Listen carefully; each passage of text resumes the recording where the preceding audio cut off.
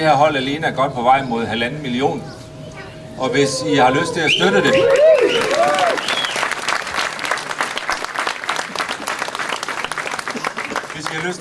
det, så har vi en indsamling kørende på betternow.org. Og der er gået lidt konkurrence i det. Vi kæmper lidt med de andre hold, og vi ligger nummer 1.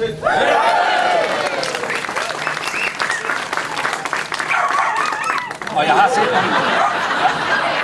Det er vores specielle hethund, jeg ved.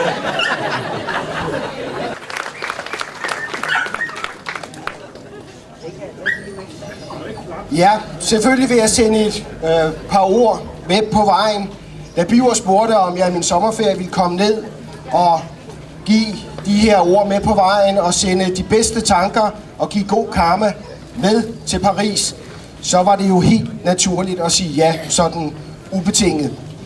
For det at, som Biver sagde i sin introduktion, 1000 cykelryttere, mere end 200 hjælpere, cykelryttere, som har kørt 2500 kilometer for at være klar til at køre til Paris, har betalt hver 13.000 kroner for at være med på holdet, og har forpligtet sig til at samle penge ind, sponsorindtægter til at støtte Børnecancerfonden.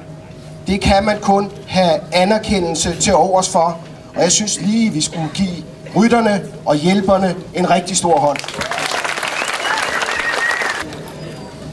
Nej, jeg vil ligesom vores kære borgmester sige, at jeg synes, det er fantastisk, at så mange stiller op til at køre hele vejen til Paris. Altså, jeg blev spurgt for nogle år siden, om jeg havde lyst, og det kunne jeg simpelthen ikke overskue.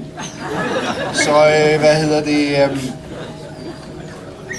jeg er glad, og jeg er bæret over, at jeg kan få lov til at stå her i dag. Jeg synes, det er fantastisk, at så mange mennesker er samlet om en ting, og sådan en vigtig ting, som det nu engang er.